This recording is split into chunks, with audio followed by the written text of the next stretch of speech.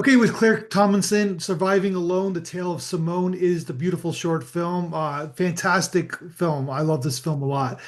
Can Thank you you. just tell people who Simone is? Yes, so Simone is the last Greater Bamboo Lemur, which is a very rare species of lemur, in You a named it. huge I'm forest. assuming you named it. It didn't So tell it you. wasn't actually me. It wasn't me that named her Simone. So the Latin name of her species is Prolemur simus. So the Okay. scientists that were studying her decided to call her Simone because it sounds a bit like the simus part at the end.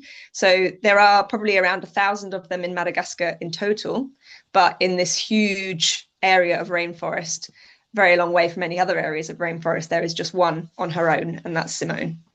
Gotcha. All right. So, according to the blog interview that you did with us, you're on your honeymoon, correct? Yes, And yes, you that's you what I ran into Simone. Yeah, that's when I first met her. So yeah, I was on my honeymoon and we were just having an adventurous trip around Madagascar, exploring the rainforest.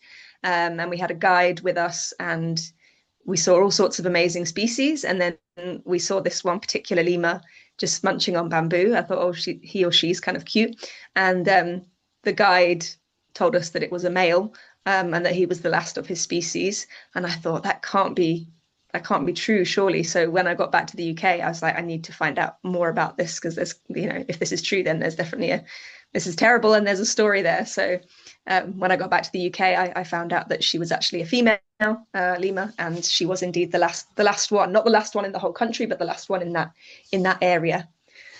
So yeah, pretty shocking. You're a wildlife photographer by trade. That's is that Well, your profession, right? I guess it is now. I used to be a teacher. I used to teach French, German, and Spanish. Okay. But I decided I wanted a complete career change. I've always done wildlife photography as a hobby, but I decided I wanted to move into wildlife filmmaking. And once I had this idea of this story with Simone, I pitched that idea to apply for a wildlife filmmaking course in Bristol. And then during the course, which I got onto the course, and during the course, I was able to make that film and head to Madagascar. So yeah, it was a great adventure. Okay, so this was done at the University of West of England That's right. Yeah, and it was my first ever film. in your first ever film. So but you took the course knowing that you're going to make this film. Well, hoping, but it wasn't a definite. It depended on a lot of things, whether I could get any funding as well, because I couldn't afford the whole film without any help. So I wrote lots of proposals and eventually got some funding from an organization called Rewild, and they had a specific lemur grant. And because this film raises awareness of the plight of a rare species of lemur, Mhm. they awarded me money towards the film, which meant it was possible. But I did have to have ideas for backup films if that wasn't going to be possible. Gotcha. Okay, so what was the process of so you never made a film before. You have this great idea for this project. So what's the process? Did you know it was going to be 15 minutes? Did you write a script? Like what was your process of making the film?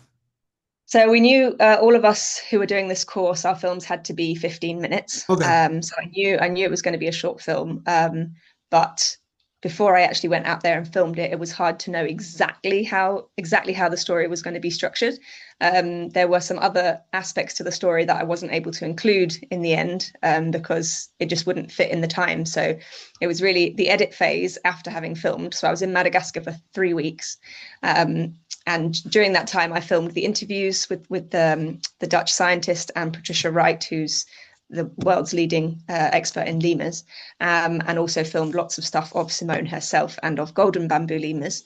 But I also knew that Alba had some archive footage for me that showed Okay. the incident, for example, of when Simone drops the baby. So I knew that the film was going to need to be uh, archive footage interwoven with footage that I would film there. But it was the edit that took about 2 or 3 months to try to get the story exactly right, to get the story beats right, and get the emotion right as well. Because I also wanted it to have um, I didn't want it to be so shocking that everybody's left just feeling, everything's a disaster. It needs to have a little bit of Yeah. hope at the end of it. So yeah, the process, well, lots of storyboarding and drawing out ideas. A lot of those things didn't necessarily end up being how it was Sure. in the end, because once you're out there and filming, it can be quite different.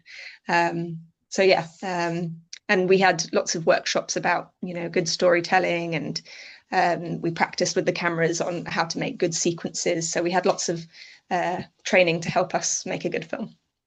Okay, so besides Simone and the lemur, what do you think what is I have we all have our interpretation, but what is your film about? Like, what do you think your film's about? Ooh, well, partly about the effects of loneliness and Sure. how we shouldn't think that we are the only species that can have mental health problems and feel grief, but also that these sorts of things are going to happen more and more because of the fact that we have such a biodiversity crisis now, and that more and more species, the numbers are just dwindling. So there'll probably be lots of animals in a similar situation to Simone. And I think what's really important about this film is it makes something that can seem a bit vague. It can seem like something so big, the biodiversity crisis. Yes, it's terrible. Lots of animals are dying. But if you have a specific story of one individual animal, it makes it more personal. And I hope, and my intention is that makes it speak to more people and make more people care. 100%. Yeah, that's what I got out of it too. It's like I brought this up in previous podcasts, but there's like this human narcissism about like how it's poor us. It's like we're the only one who feels and etc. I'm not saying I'm being general, of course, right? But Mm. of course, like we screwed up the environments for these animals, and everything's all out of whack. Like one would assume they're going to feel something, right? Mhm. Absolutely, absolutely. And especially primates. I mean, they're so similar to us. We can forget how, yeah, it's very likely that they feel all the same emotions that we do, really. Sure. Um, but everything seems to be against these lemurs. It's not just habitat destruction. There seems to be so many things all happening at once that are affecting them. Climate change has made the bamboo grow harder. So in some places the lemurs are breaking their teeth trying to eat the bamboo. In some places, lemurs are eaten as bushmeat. Um, and in other places where the numbers of the lemurs, where the habitat's already disappearing, some lemurs are going to eat crops instead because they Yeah. can't find enough bamboo, and then they get killed by people because they've eaten crops. And then there's more cyclones because of climate change as well. So the poor bamboo lemurs and multiple other species just have everything against them right now. So they need all the help they can get. And people forget about other species of lemurs. When people say lemur, they always think of King Julian and just the ring-tailed lemur, but there are actually more than 111 different species of lemur. So there are so many of them we need to look out for, and they only exist in Madagascar, nowhere else. Yeah, it's a big, well, congratulations on because you had this hope and you had this pursuit to make this film, and you Yeah. made the film. How does it Mm. feel? Yeah, amazing. I'm so happy. Yeah, there were many times where I didn't think it was going to work out. Yeah. Yeah, lots of phone calls with Dr. Patricia Wright, whether she was in New York, whether she was in Madagascar, trying to work out how are the logistics going to work. It was very challenging as well to work out permits to film in the rainforest, and the logistics of getting. So the camera gear I used was borrowed from the university, and so getting that into the country was complicated. So there was a lot to work out. So I was over the moon when it all came together. Yeah. Well, in the Western world, we really only know Madagascar from the movie, right? Yeah, There's that. pretty much. So, but I guess we know the country. Like my daughter knows the country because of the movie. Mm. That said, how is the political climate? How is, like you said, getting the camera, making a film there? How is that process? Was it Yeah, it's quite easy or challenging. yeah? Um, the political context in Madagascar has actually got pretty intense in the last couple of months. Actually, they've had a coup, and the government was overthrown. So there's a lot of political Oh wow, unrest. okay. Um, Unfortunately, a lot of corruption, and yeah, a lot of poverty as well. So it's quite shocking seeing um, certain political people might be extremely wealthy, and then the majority of the people have almost nothing. So it's really quite shocking to see. But in terms of getting things into the country, yeah, just complicated, really, just complicated red tape, and also we had to be very careful as well, transporting equipment. We had to get when we flew to the capital, Antananarivo, and then we had a 15-hour van journey down to Ranomafana, which is the area where Simone is. And there's lots of dangers you face on the road. For example, some people stop cars pretending to be police, and then you get hijacked or whatever. So there's a lot of it's not necessarily the safest place to travel on your own, unfortunately. Yeah. So the people that you interviewed in the film, they live in Madagascar? No, so Alba, the Dutch girl, Yeah. she lives in the Netherlands, and she when she discovered the whole, I mean, she was the one who studied Simone initially. She was doing a master's, and she obviously had got into contact with Patricia Wright, and Patricia Wright had helped Alba to go out to Madagascar. So Alba had studied the effects of loneliness on a primate through Simone. So no, she doesn't live in Madagascar, but she went out there for her studies, and then she came out again with me for the film. And Patricia Wright, she halves her time, half the time she's in New York and half the time she's in Madagascar. Okay. She's incredible though; she never stops. She's achieved so many things.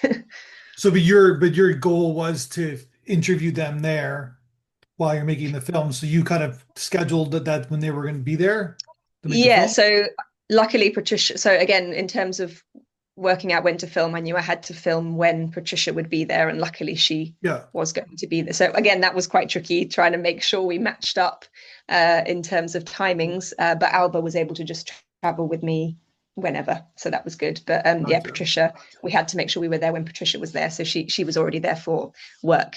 She runs Centre Val Bio, which is a research base in this particular rainforest.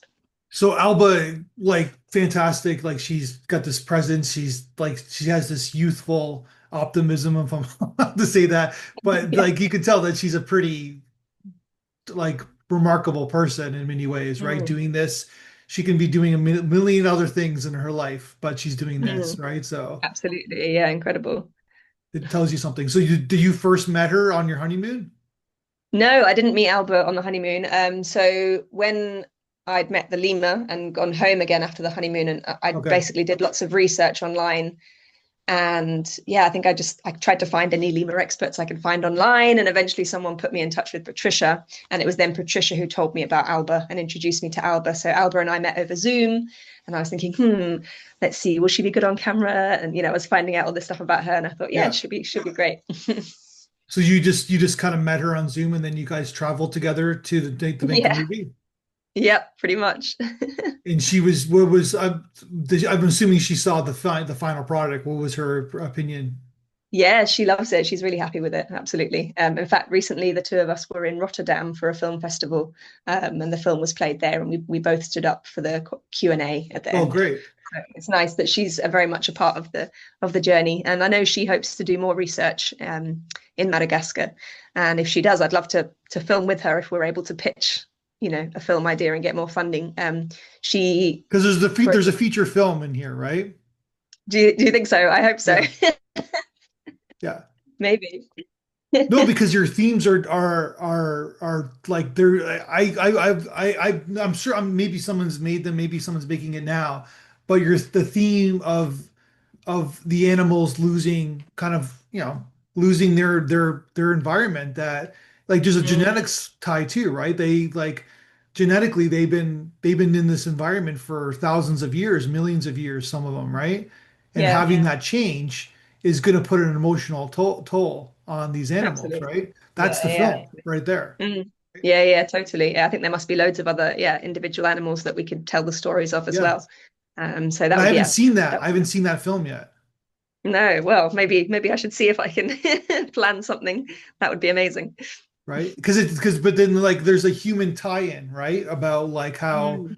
how like say like I'm just spitballing here, but like say our world is changing with AI and like jobs Mm. and everything like that. That's putting emotional toll on humans, right? Yes, Imagine the exactly. wildlife, like there's that parallel, right? Yeah, totally. Mental health. Everybody's talking about mental health right now. So to link that Even in though with we wildlife. screwed it for them, right? We're to Yeah, blame for the I know. animals, right? Absolutely, absolutely. But yeah, you're right. You're absolutely Yeah. right because they're both, big hot topics right now. So to have a film that is about both of them, I think would be fantastic. Yeah. Uh, I just Uh, need to pitch it to the right person and get some funding. Yeah. Well, I think you got a great proof of concept here, right? Oh, So thank you. Thank it's you. a That's really well good to hear. photographed film. Yeah. Thank you so much. So tell me about the filming then, because you got really in there. Like the Yes. telephoto lens, like how did you like what was the process? Yeah, so yeah, we had telephoto lens. So there were three other girls out there with me also filming. Not we didn't all film at the same time, but that they'd sometimes help with sound or they'd help with camera work. So maybe we'd have one person on a wide angle lens, one person on the zoom lens. Sometimes we'd have a gimbal to follow Alba through the forest. Mhm. But the most challenging thing was the rainforest conditions because it's so humid and wet. And I was prepared that my lenses might get steamed up, and I, did everything to avoid that. But Yeah. there were times when the camera itself was almost steamed up on the inside, and there were things we just didn't film because we just couldn't. We couldn't, which was really frustrating because the cameras let us down. So that was, yeah, very challenging. Other times we'd have to, try and shelter the camera somewhere where it could. What's the word I'm looking for? Recalibrate, if that makes sense, get back to its Yeah. normal state, and then carry on. So that was challenging, and the conditions in the rainforest weren't easy either. Slipping, it was basically it's a rainforest, but it's hilly. So we were either going up steep hills or down steep hills, and it was very muddy because it had rained so much. So there was a lot of slipping and grabbing bamboo and accidentally grabbing spiky plants and things. Yeah. But it was such an adventure, and we got so close to Simone. It was incredible. Um, yeah, and at one point we'd left a camera on a tripod in a location so that we could go further back so she would not be afraid, Yeah. and she peed on our camera. Well, that tells you something, doesn't it? That's what she She's thinks marked. about It's it either, all. like dogs mark their territory, right? Was she marking her territory? Yeah, maybe this is my film. Yeah. Yeah, it could be. But it was amazing, and yeah, some of the best moments were we came into this sort of clearing area, and there was a group of the golden bamboo lemurs all around us, and it was just, yeah, a really magical experience being fully in the wild there with them. And yeah, I mean, the only tricky things I suppose were leeches. We often got leeches, which were pretty horrible. Ew. A friend got one on her head and she hadn't known it was there, and then later on she brushed it off and it was massive from all the blood it Those had are the taken. ones So that like have bloody. They gotcha. yeah, but apart from that, Madagascar rainforest is pretty safe. Like I think I would have felt a lot more nervous if I'd been in the Amazon or somewhere in South America because there are far more venomous snakes and spiders that can kill you there, whereas in Madagascar it's quite safe nature-wise, touch wood. So yeah, it was just really insect bites and leeches and oh yeah, I think I got ants on me at one point that were all biting my arm, but generally it was quite safe compared to as rainforests go, I would say. It helps that the lead your character Simone is cute, right? Like Oh yeah, she's it's a very cute cute. little like there's that shot where it's like on the branches and it's like Yeah. a pretty cute animal. It kind of knows that it is in a sense. Yeah, I think so. Well, that's what I've been hearing from. So Patricia is back out in Madagascar again, and she's been giving me updates on how Simone is doing. And Simone is actually properly with the full Golden Bamboo Lemur group again. She seems to be back in that family group, which is amazing. But also um, she seems to have adapted because she's alone. She spends a lot more time in the areas where tourists go, which obviously made it easier for us filming. Rather than being deep, deep, deep in the forest, she was around the areas where tourists can go with guides. And we think the reason for that is because people being around scares off the predator, the fossa, which would be Simone's main predator. Anyway, Patricia was saying that Simone has been posing for the tourists because she obviously seems to know she's a star now. So she was, yeah, laughing that Simone was a bit of a diva, just standing there eating her bamboo for people to see. Yeah, no, it's great.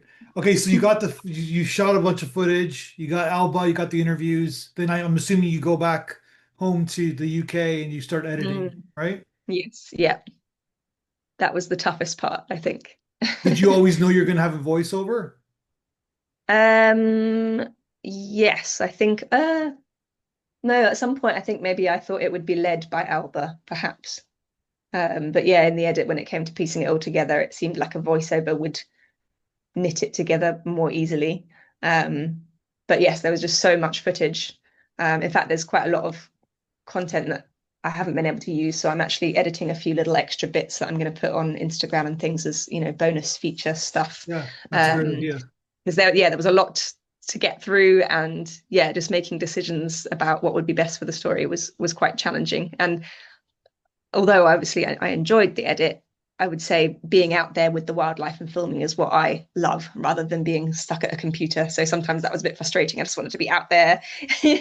rather than editing. So And you would did you always want to edit the film though? yeah, I definitely was always going to do it myself. Yeah, I did the whole thing myself because that was part of the challenge, I suppose. But generally, I think I'm still editing stuff of my own now. I'm making a film about beavers in the UK at the moment, and we've just finished filming, so I'm going to be editing that myself with a friend as well. But generally, if I were to pick, one specialism, it would be being on the camera, observing the wildlife, or planning the story. Because yeah, sitting at a computer for a long time doesn't tend to make me feel so good. No, but it's a nicely put together film. So Oh, thank like you very much. Thank you. okay, so Yeah. then you got the voiceover. I just want to talk about the sound design. Obviously the music, Mm. the voiceover, the Mhm. sound design in general. You did that Mhm. as well? So when we were out in Madagascar, so I really wanted to have traditional Malagasy music as part of the soundtrack. Yeah. So when we were out there, we recorded a great local band from Ranomafana called Les Endemiques, and they did some lovely music. They had some really good songs, all in Malagasy, but they all had words. So at the time, I didn't really think anything of it, recorded it all. But then when putting it against the film, it just didn't really work. So Yeah. I ended up using little tiny bits of it. There's some bits in the film where there's like a joyous moment where Simone's with the golden, and that's where some of their music comes in a tiny bit. But for the rest of it, I had a composer who I met in Bristol called Joe Galushka, and yeah, I worked closely with him. So he designed the music, he composed the music, sorry, and yeah, I worked closely with him, discussing what sort of mood I wanted the music to convey. Um, but yeah, I would have liked to have more Malagasy tone to most of the music, but it was tricky in the Is end. that what you call it? Madagascar? Malagasy, yeah, Malagasy? Okay. yeah. And then you found a narrator, right? Yes, yeah, that was very lucky. So initially, when I submitted my film for my course, it was me narrating. That was the first I was going version, to ask you if and then you ever thought about narrating the film. Go ahead. yeah, so there is a version with me narrating it, but then I thought I needed someone maybe who sounded more professional, and very very luckily a friend of a friend um, is a voice actor, and she agreed to do the narration for me for free, which was really kind of her. So that was that Yeah. was her, Ruth Ridman.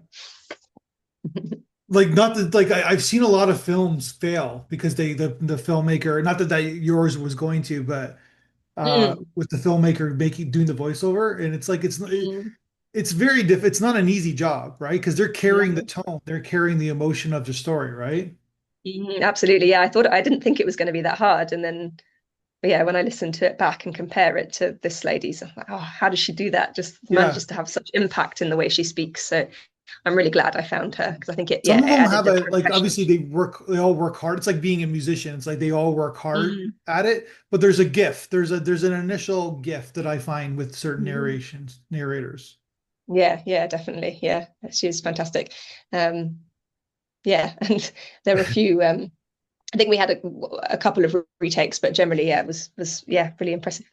Yeah, she did a great job. So then, okay, so then you tied in, but you found a lot of, did you use a lot of the sound on set that Oh you like yes, you so grabbed? Yeah, yeah, so we took sound recording equipment with us. So we recorded bird song and general rainforest ambience that we included in it, and recordings of the animal sounds. But then I also was able to get some extra animal sounds from. So I got in touch with another scientist called Patrick. I've gone and forgotten his surname now, yeah, but he was working on something in Madagascar, and for the section where the section where Simone drops the baby, we didn't have a recording of a distressed mother golden bamboo lemur, but this Patrick guy had a recording of that, and I think adding that made that section more impactful. Oh, wow.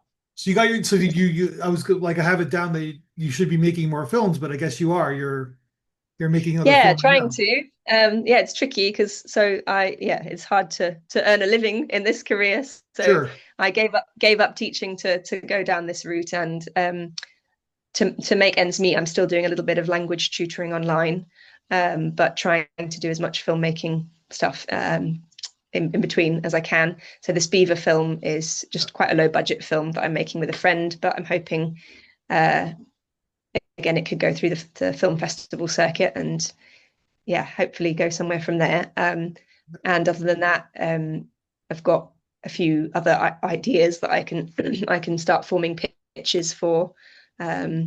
And yeah, continuing to train up my camera skills and get experience where I can. So, okay, so then you do tutor, like, what do you, well, you said what languages do you speak again? German? Spanish, French, and German. Spanish, French, and German. So Spanish and French are a little bit similar, I guess, right? In the language. Mm-hmm. Yeah, yeah. German's completely different. Yeah, I and actually was in Germany last week and I did a presentation about my film in German to a German oh audience, so wow. that was quite exciting. And this is something you Yeah. did, like you learned like growing up, like you picked up all these languages.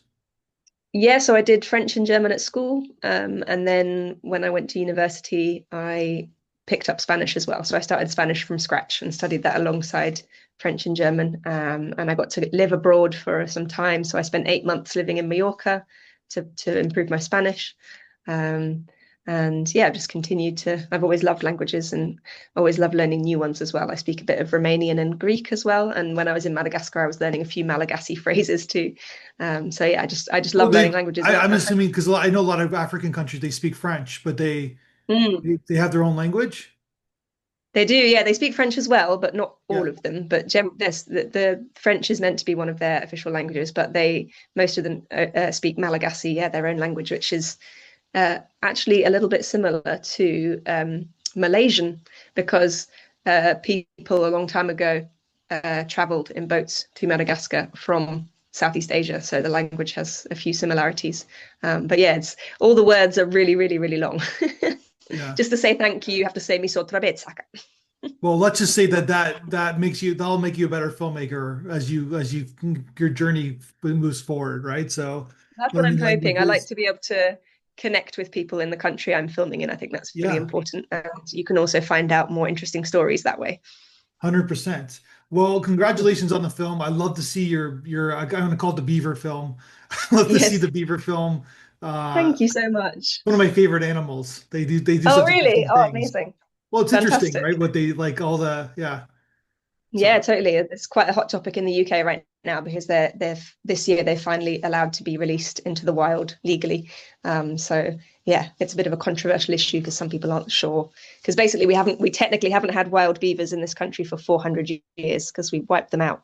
So it's all about rewilding and bringing them back. But not yeah. everybody's happy about it. So I don't know how yeah. that's controversial, but I guess it is, right? So yeah. Yeah. Unfortunately. All right, well, congratulations on everything. We're showing your Thank film you so again much. on December 11th and at the festival, so that's going to be amazing. We'll send you some Awesome. pictures when the film's playing. Looking Fantastic. forward to seeing I what think the audience thinks. Patricia, You're gonna love it. yeah, Yeah, I think Patricia's going to be there to do the Q&A, which would be great. yeah, she will be. That's even better, right? So that's great. So Yeah, fantastic. Yeah, I'm sorry yeah, I can't be there myself. I'd no, love no to be, but problem. it's a Yeah, long there's some way. controversy. Like didn't want to do the Q&A, but Patricia's going to do it. So not controversy, Oh but just yeah. Yeah. yeah. Okay. It's Brilliant. a Toronto audience. Toronto audience is pretty cool. Like they're pretty safe. Oh, So good. yeah, Yeah. If I was there, I would definitely do it. But yeah, unfortunately, I can't travel that far at the moment. yeah. Of course, no problem. All right, thank you so much for your time, and let's talk Thank you again when so you make your much. next film or when your next film is made. Absolutely.